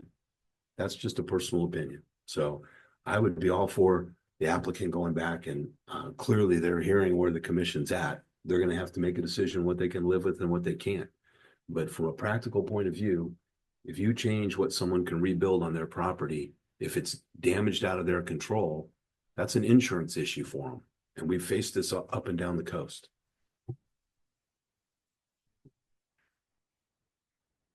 Could you apply that same thinking to the house that burned that was right on the dune? Right on the dune. It depends on where, I would have to look at the specifics. It would say, you know, if they didn't meet a setback, but they could still build it in a new setback. And what she's proposed is to move her back to 60 feet and build something similar to what she had. I guess what I heard you saying was that we ought to be able to build back what they had. And in some cases, what people had was right. They couldn't meet any setback.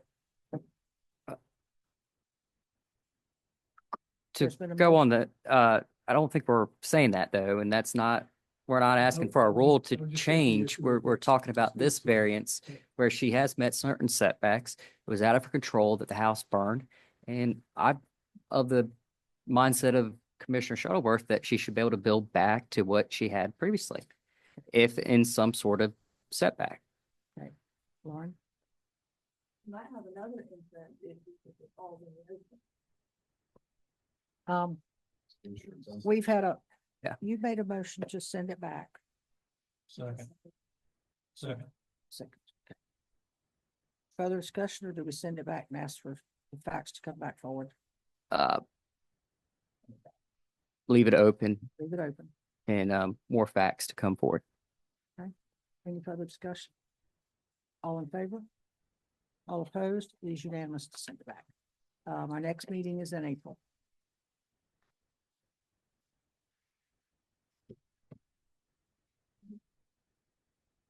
We take a 5 minute before the next one? Yes. We'll take five- Thank yes, you. Please, we'll take a 5 minute, 10-minute break.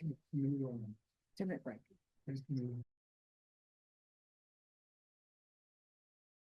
No.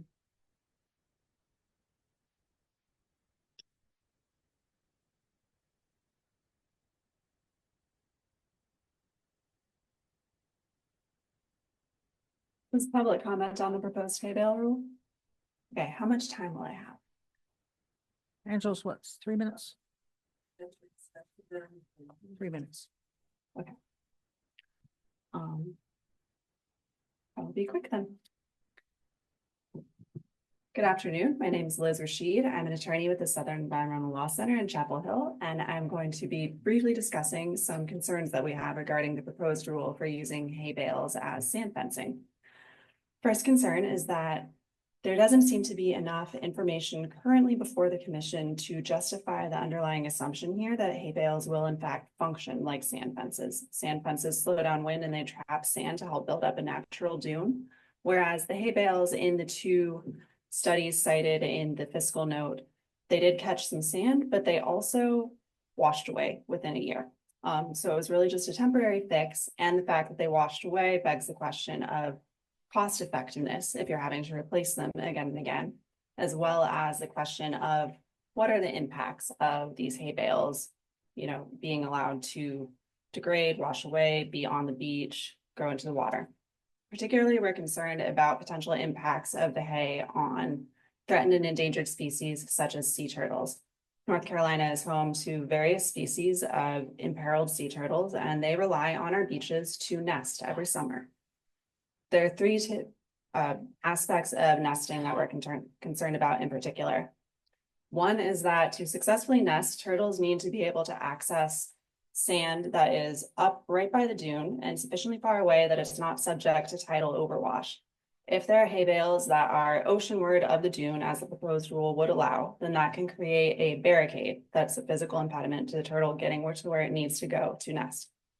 Also, if there is hay strewn across the sand, then that can be a physical impediment that makes it difficult for the turtle to physically dig and excavate to bury its eggs as deeply as they need to be buried to be protected.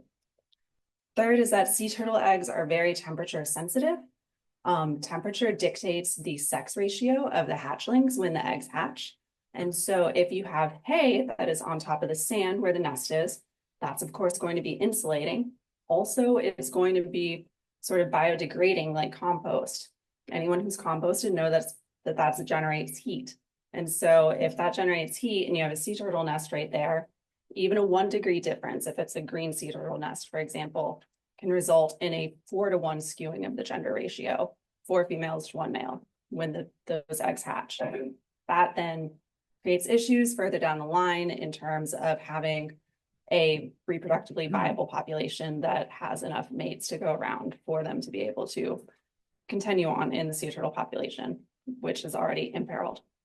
So for those reasons, we believe that before the commission moves forward with this proposed rule further, we would urge you to study both the efficacy of hay bales as alternatives to stand fencing, as well as study the potential adverse impacts that these could cause and ways to mitigate those impacts. Thank you. Thank you. Next, we Matthew Godfrey.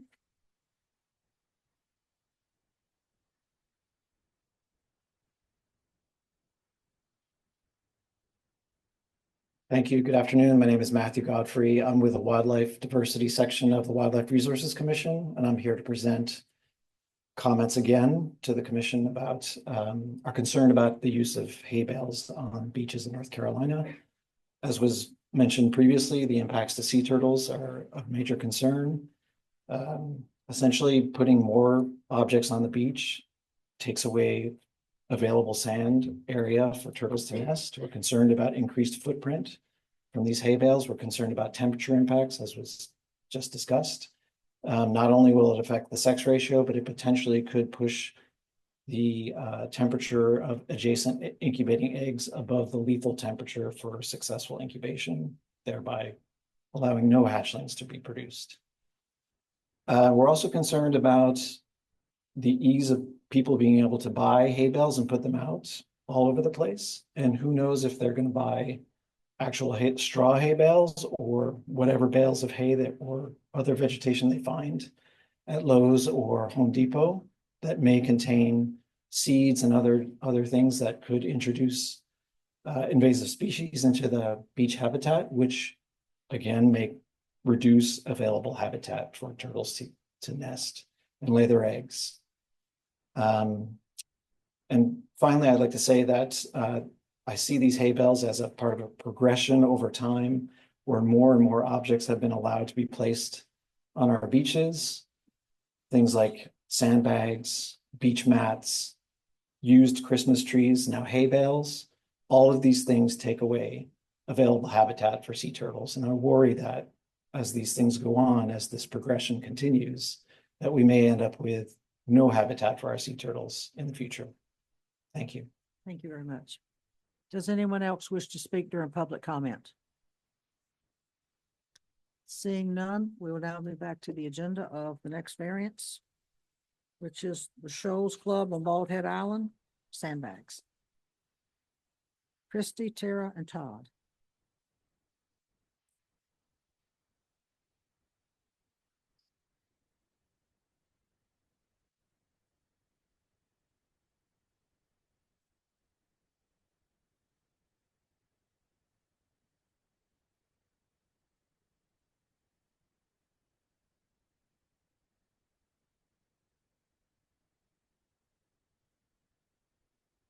Right. Back for number 2. The petitioners in this variance are the Shoals Club on Bald Head Island LLC, which we're calling Shoals Club, and also the Shoals Overlook Inc. They own 2 lots that are adjacent to one another, located at 3210 Shoals Watch Way, and also 100, I lost the address. Anyway, the lot next door. I'm going to invite Tara up to run us through the PowerPoint, and then I will run through the facts in our argument. And the petitioners are represented by attorney Todd Raisler, who will have up after me. Thanks.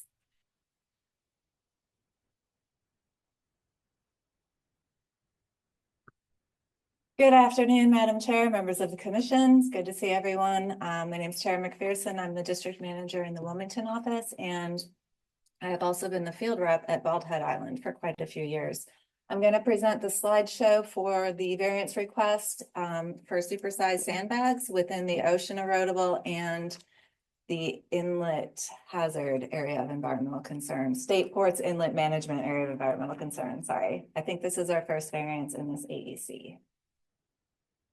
To orient you with the project area, this is just an aerial view from our DCM interactive map showing the project area, which is in the southeast corner of Bald Head Island, and you can see the arrow going down. Just to orient you a little bit, this is where the terminal groin is located, and this is where the Shoals Club is. A little bit closer zoomed in image, the star is the project site for the variance request. I'm sorry, that's flashing. I'm not sure what's going on. This one seems to be stable, which is adjacent to 100 Station House Way. And to zoom in a little bit more, there's two stars here because the original permit had two requests. One was at 3210 Shoals Watch. Hold, please.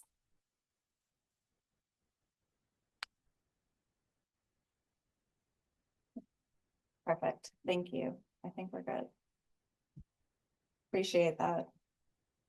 At 3210 Shoals Watchway, which is part of this application, they applied for regular standard 6-foot high, 20-foot base width sandbags.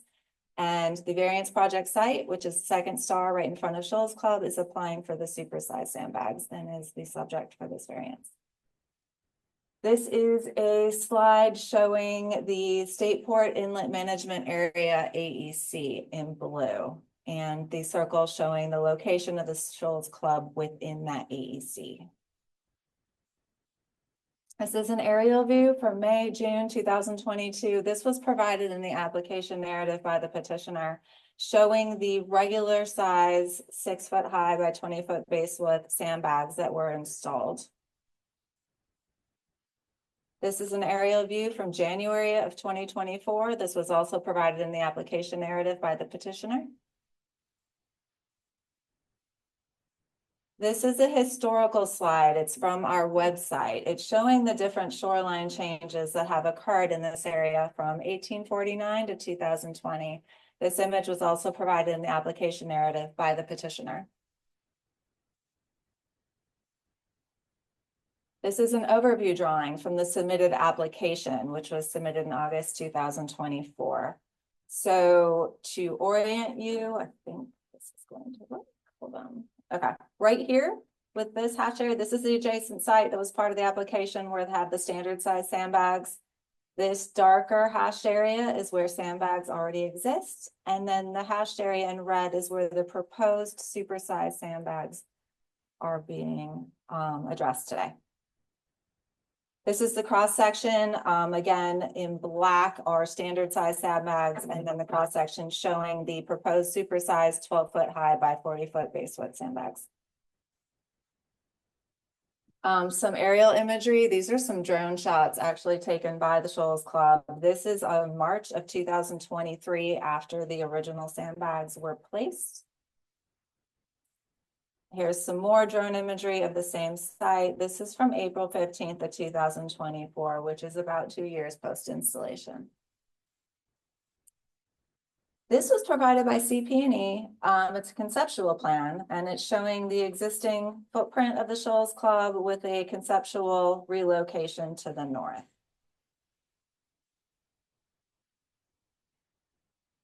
This is the proposed template for the Beachville project that is going on in association with the village. And you can see the terminal groin here at the point. And then here is the location of the Shoals Club, which is the subject of today's variance. This is the fill template that is proposed within the vicinity of the Shoals Club. This is a taper area. They are actively working on this project. This is just a template. No material has been placed in this area at this time. Some views from the ground, courtesy of the LPO, Stephen Boyette at the village. This is the oceanfront beach adjacent to Shoals Club facing west. This image is from January 28th of this year. Here's another image facing west, and these are those original sandbags you could see in that drone imagery.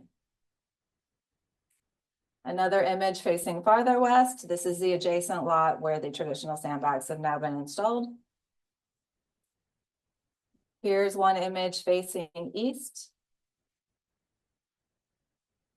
And here is a very recent image from February 12th of this year showing the installation of the adjacent sandbags that were permitted, and back here is where the original sandbags are.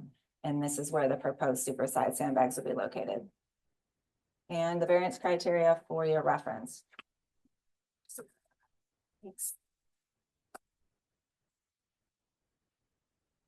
All right, so as we saw, the project site consists of those two adjacent parcels. They're bordered on the south by the Atlantic Ocean, to the southeast by an 11-acre parcel that's owned by the state of North Carolina, to the north by 184 Station House Way, owned by Mr. Usler, and then by Shoals Watch Way, on Shoals Watch Way, and then to the east by undeveloped lot 3212, owned by Mr. Peel. As Tara said, this is located within the ocean erodible and state ports inlet management areas of environmental concern. The village is actually the holder of the permit in this case, which is state permit 9114. They applied for this project, which is the large stack sandbag on the Shoals Club site, and then the 6x20 that already went in that we just saw the picture of on the adjacent site. The village included in your materials is a letter from the village, which is supporting the petitioner's variance petition and is also consenting to the modification of their permit if the petition is granted. As you saw in the pictures, fact number 8 describes the different amenities and structures that are located on the Shoals Club site. The other site next door is undeveloped, as we saw in the pictures as well. The CP&E report talks about they're attempting to mitigate the chronic erosion at this site along West Beach and South Beach on Bald Head Island. They've done beach compatible material dredge from the navigation channel and placed that on the beach. They've also done some beach bulldozing work as well. This permit was originally issued in 2014 to authorize the terminal groin that was installed further up the beach. It's been modified a number of times, as you see in fact 15.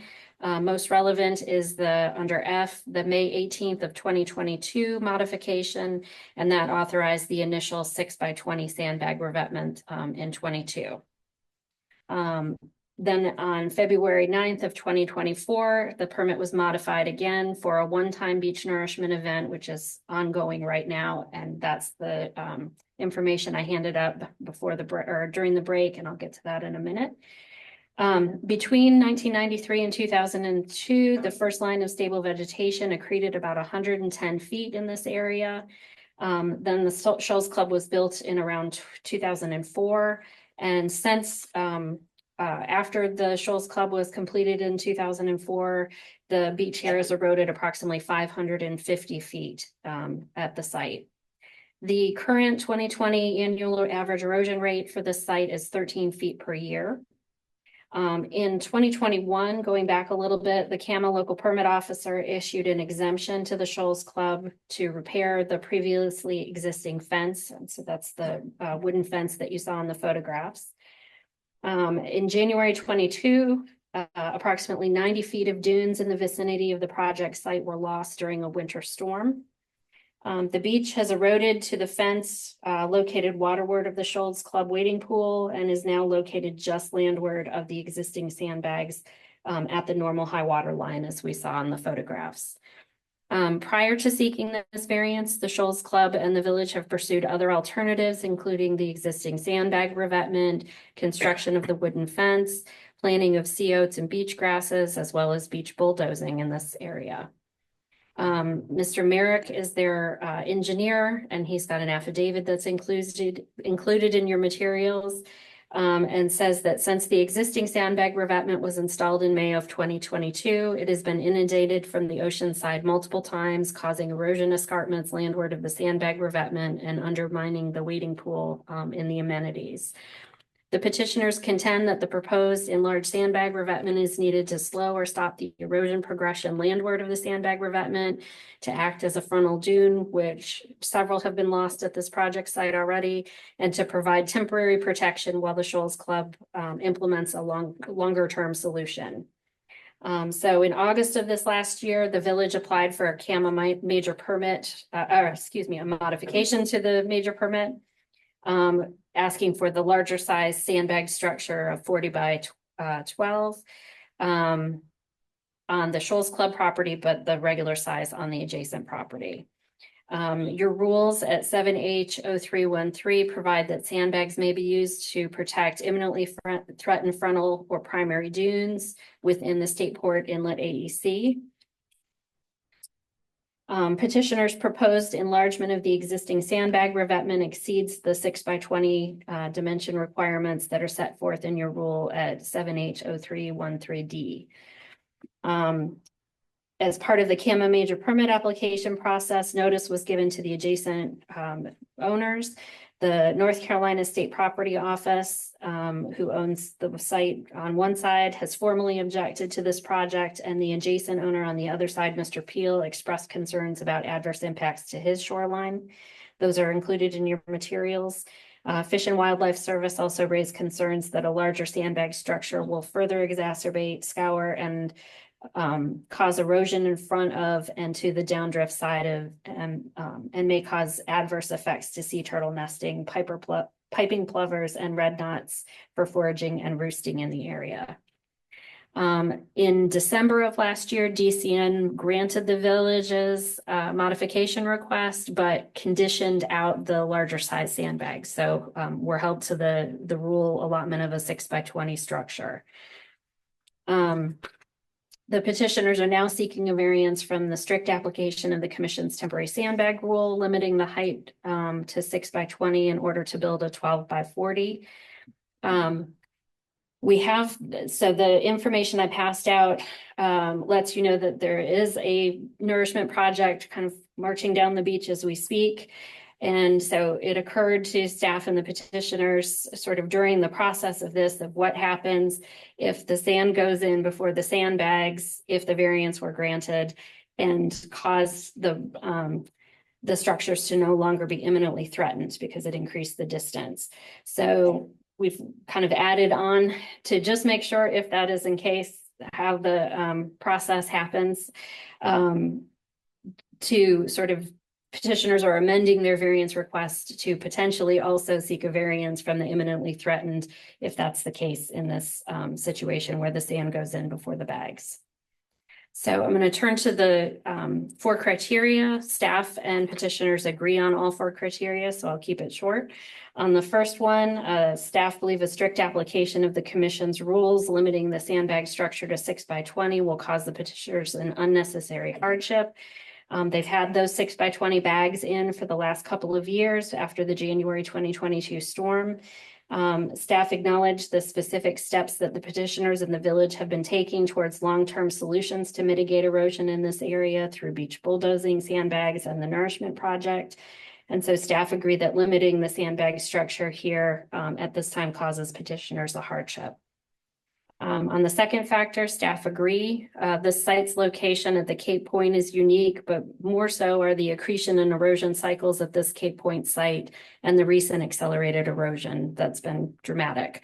While the average annual erosion rate at the site is 13 feet per year, the average estimate does not account for the loss of the approximately 550 feet of dune since 2003.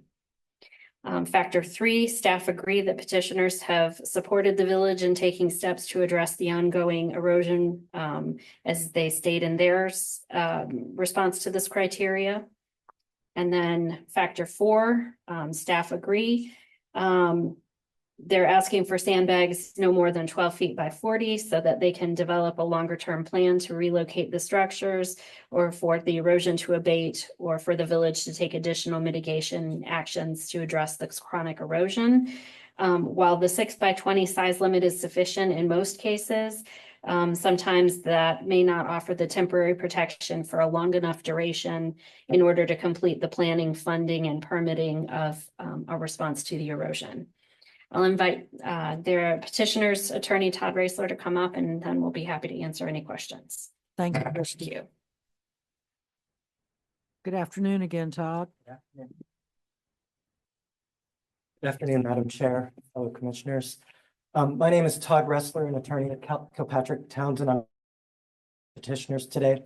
I think Christy and Tara did a great job summarizing why we're here today, so I don't think I need to go through each variance factor, but I did want to hit some high points.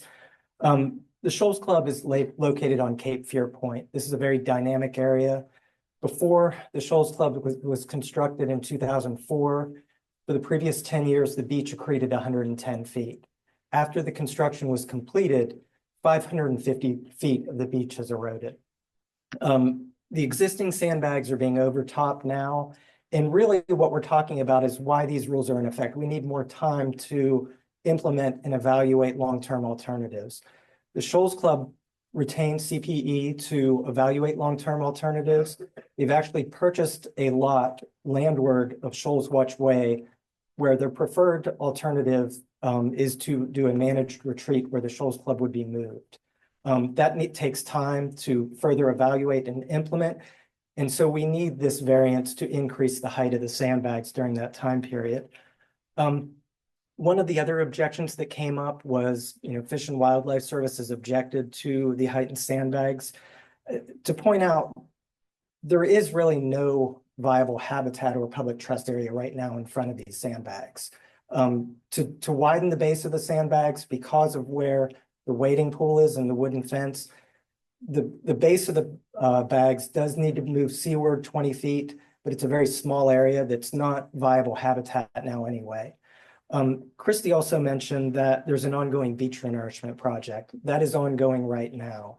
So as we sit here today, the Shoals Club structures and the dunes are imminently threatened. And that's one thing to point out in a state port inlet management area. Sandbags are allowed to protect dunes as well as structures. So those sandbags are protecting dunes. So we don't know when that renourishment will reach the Shoals Club, but it will be in the near future. And so once that sand is placed, technically the Shoals Club and those dunes are no longer imminently threatened. But again, that's a temporary time period. This area of the beach has never been renourished. It's highly dynamic. It's at the tapered end of the project. And so that sand that's being placed is temporary. We all know that. It's only going to last a certain amount of time. So rather than having to come back in a year, 6 months, whatever the time period is to seek another variance, what we're asking the commission for today is a variance to increase the size structure of the sandbags, but also from the imminently threatened requirement. So happy to answer questions. Christy's here as well, if you have any. Thank you, Todd. Does anyone have any questions for either Christy or Todd? Larry? In the photographs, the existing sandbags, why are they, you may not have staff here from that. Why are the sandbags oriented perpendicular to the shore? Most of the time, the sandbags are oriented parallel with the shore and joined together. Your rules just talk about a base width of 20 feet and a height of 6 feet, and it doesn't speak to the orientation. Different sandbag installers do it different ways. Okay, thank you. Any other questions? Not, does anyone wish to make a motion on criteria 1? And staff and petitioner both agree on that criteria. Will unnecessary hardships result from strict application of the rules, standards, or orders? Motion's been made. Is there a second? I'll second. Second by Commissioner Baldwin. Any further discussion? Not, all in favor? Motion's unanimous. Next would be criteria 2. Do hardships result from conditions that are peculiar to the property, such as location, size, or topography? And if so, explain. Both petitioner and staff agree on criteria 2. Is there a motion? Okay. Seconded. Motion made, seconded. All in favor? All opposed? Unanimous. Next, criteria 3. Do hardships result from actions taken by the petitioner? Again, both petitioner and staff say no. There a motion on criteria 3. Make a motion for that. Is there a second? Seconded by DR. Any further discussion? Not, all in favor? All opposed? Unanimous. And criteria 4, Is the requested variance consistent with the spirit, purpose, and intent of the rules, standards, or orders, will secure public safety and welfare, and will preserve substantial justice? Petitioner and staff both say yes. Is there a motion on criteria 4? Make a motion. Okay. Second by DR. Any further discussion? All in favor? Say aye. And the question is, the last question I'll ask is that both Christie handed out the paper about ask that any variance be conditioned or written so that the modified permit include a condition stating about recognize the project and the waiver of the eminently structured. Is there a motion on that? Make a motion. Petitioner and staff on this one with that condition. Is there a second on that? I'll s- DR. Motion's been made and seconded. All in favor? All opposed? It is unanimous. The variance is granted and your condition about waiver of the eminently structured was accepted as well. Okay. Thank you all very much. We have one more item of business today. Next is a public hearing for 15A NCAC 07H 0304 installation and maintenance of wheat straw bales for sand fencing. Heather?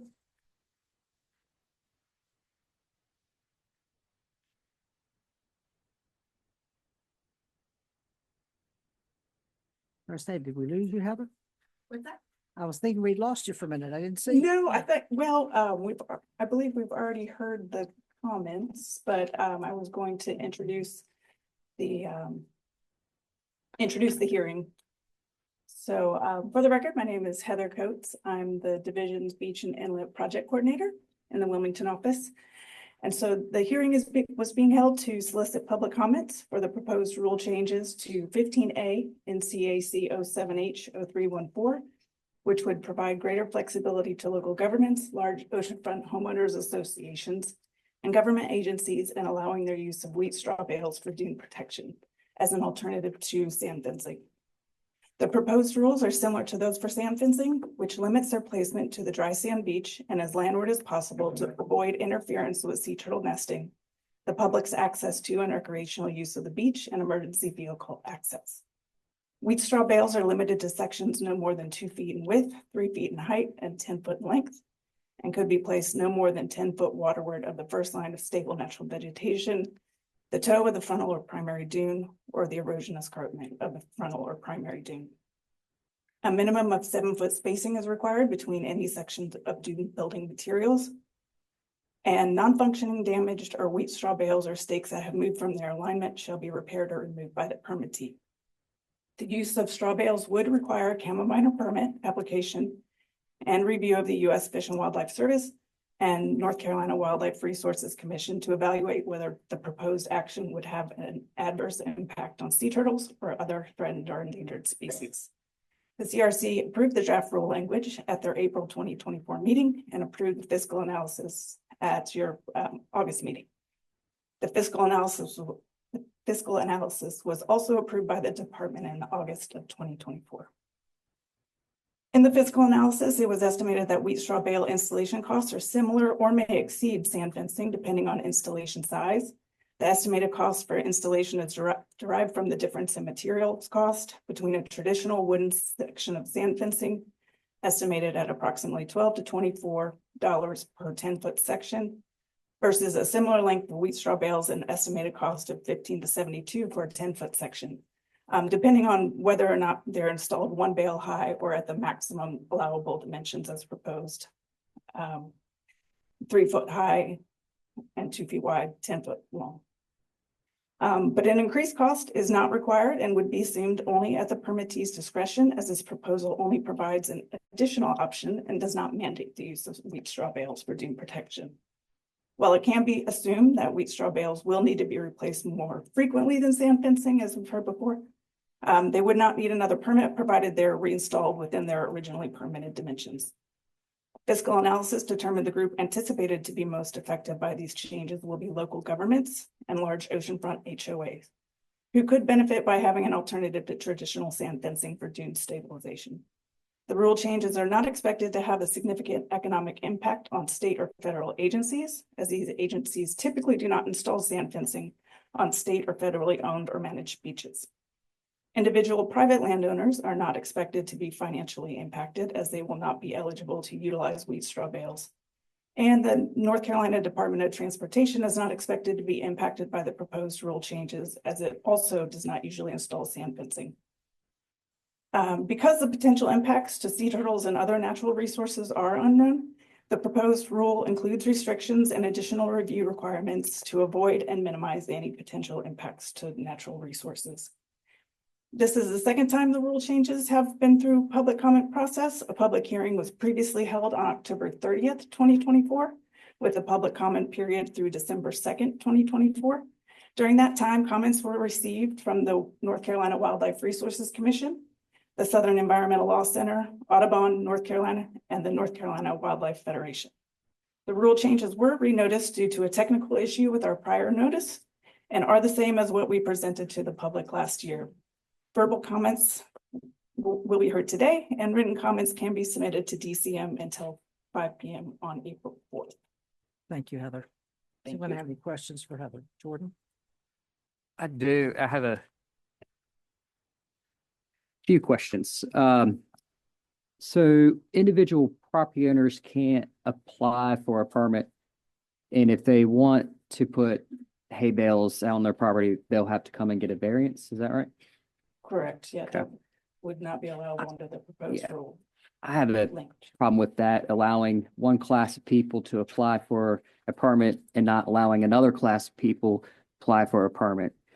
I really think that's unconstitutional in creating an emolument section problem when you allow a group to be able to apply for a permit and then say this other group can't apply for a permit. And as you mentioned, the costs, it's more costly. So you're putting the burden now on these local governments to have to go do this project. Not every citizen in a local government is an oceanfront property owner. So there's probably going to be some hesitation by some local governments to move forward on wanting to do a hay bale project. Another point, you have wildlife resource in here. They've come and spoken against this rule multiple times. Quite frankly, I think that's conflict, putting them in a set of a rule now to review something that they're already against before they even see any facts of where their project might be. So those are my comments. I'll be voting against it. Thank you. This will be on our April agenda for a vote. Yes, we'll be bringing the public comments to The public you comment for goes the to April April 4th. agenda. If I have it. Yes, that's why I figured it goes to April 4th, so we'll have it on our April agenda. Okay. There's no other questions today. Thank you, Heather. Thank you to the Southern Environmental Law Center and Wildlife Resources for their public comments as well about this issue. They will be duly noted. So thank you all very much. We're adjourned for the day.